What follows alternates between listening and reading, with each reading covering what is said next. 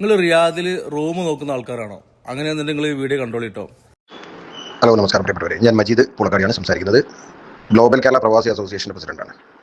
പിന്നെ ഞാനിപ്പോൾ വോയിസിൽ വന്നത് എല്ലാവരും കൃത്യമായിട്ട് മുഖാലഫ കെട്ടി നമ്മൾ ബുദ്ധിമുട്ടാവുന്നു എന്നുള്ള ഒരു വാർത്ത ഇതിൽ കണ്ടപ്പോഴാണ് ഞാനൊരു വോയിസിൽ വരാൻ തീരുമാനിച്ചത്. ഇന്ന് 21/7/2025.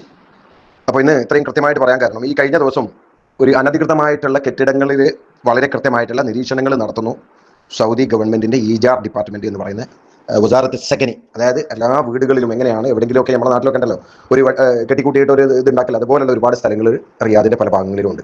2030 വിഷൻ്റെ ഭാഗമായിട്ട് വളരെ കൃത്യമായിക്കൊണ്ടുള്ള ഒരു അവലോകനമാണ് അവിടെ നടന്നുകൊണ്ടിരിക്കുന്നത്.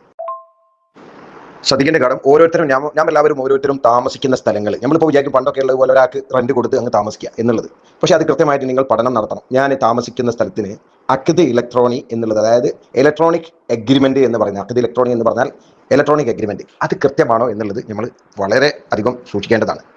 അതായത് ഗവൺമെന്റ് അംഗീകൃത ഒരു ബിൽഡിംഗ് ആണ് എന്നുണ്ടെങ്കിൽ ആ ബിൽഡിംഗ് അവരുടെ സൈറ്റിൽ രേഖപ്പെടുത്തിയ എല്ലാ രൂപത്തിലുള്ള നിയമപരമായിട്ടുള്ള വിഷയങ്ങളും ഉൾക്കൊണ്ട് പോകേണ്ട ഒരു ബിൽഡിംഗ് ആണ് എന്നുണ്ടെങ്കിൽ അതിനെ അവർ ലൈസൻസ് കൊടുക്കുള്ളൂ, അതേ നമുക്ക് അഖദ് എഴുതാനും പാടുള്ളൂ.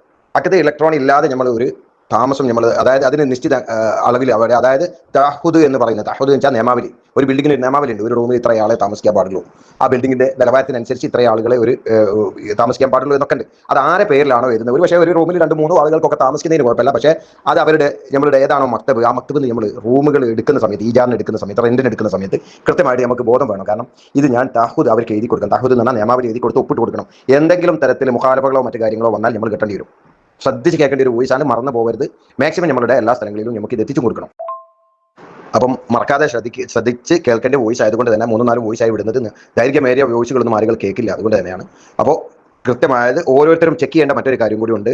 തൗസീഖുൽ ഉഖൂദ് എന്ന് പറഞ്ഞുകൊണ്ട്, അതായത് നമ്മളുടെ സൈറ്റിൽ നിന്ന് നമ്മൾ ചെക്ക് ചെയ്ത് നമ്മൾ ഇഖാമ നമ്പർ കൊടുത്തു കഴിഞ്ഞാൽ നമ്മുടെ പേരിൽ ഏതെങ്കിലും രജിസ്റ്റർ ചെയ്ത ഏതെങ്കിലും ബിൽഡിങ്ങുകളിൽ ഏതെങ്കിലും പണ്ട് കാലത്ത് താമസിച്ചതൊക്കെ ഉണ്ടെന്നുണ്ടെങ്കിൽ അതൊക്കെ ക്യാൻസൽ ചെയ്യാനും മറക്കരുത്. അത് മറന്നു കഴിഞ്ഞാൽ അതും നമുക്ക് വലിയ പണി കിട്ടും. അതായത് നമുക്ക് തന്ന റെന്റിന്റെ ഓഫീസുകൾ നമുക്ക് ഇതിൽ കേസ് കൊടുത്താൽ ആ കേസിന്റെ പ്രകാരം നമുക്കത് കോടതി അത് നോട്ടീസ് അയക്കുകയും ആ വിധി പ്രകാരം നമ്മൾ പൈസ അടിച്ചിട്ടില്ലെങ്കിൽ നമുക്ക് ട്രാവൽ ബാൻ വരെ സംഭവിക്കാനും സാധ്യതകളുണ്ട്.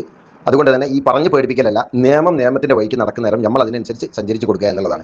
2030 വിഷന്റെ ഭാഗമായിട്ടും ഇനി വരുന്ന ഫുട്ബോൾ മാമാങ്കത്തിന്റെ എല്ലാം വേദിയായി സൗദി അറേബ്യ നിൽക്കുന്നത് കൊണ്ട് തന്നെ വളരെ കൃത്യമായിട്ട്, അതായത് മെട്രോ പാസിംഗ് സ്ഥലങ്ങളിലൊക്കെ തന്നെ ഈ പുറത്തേക്ക് ഈ സാധനങ്ങൾ അലക്കി ചിക്കുന്ന ആ ഒരു ഏർപ്പാടുകൾ ബംഗാളികളും മറ്റുള്ളവരൊക്കെ ചെയ്യുന്നുണ്ട്. അതൊക്കെ തന്നെ ഒഴിവാക്കാൻ മുനിസിപ്പാലിറ്റി പ്രത്യേകം ശ്രദ്ധിക്കുന്നുണ്ട്. കാരണം പല ലോകരാജ്യങ്ങളിൽ നിന്ന് ആളുകൾ വന്ന് വിസിറ്റ് ചെയ്ത് പോകുന്ന ഒരു സെൻട്രൽ റിയാദ് ആയതുകൊണ്ട് തന്നെ അത് മുനിസിപ്പാലിറ്റിന്റെ കീഴിലുള്ള കൃത്യമായിട്ടുള്ള നടപടികളുമായിട്ട് മുന്നോട്ട് പോകുകയാണ്.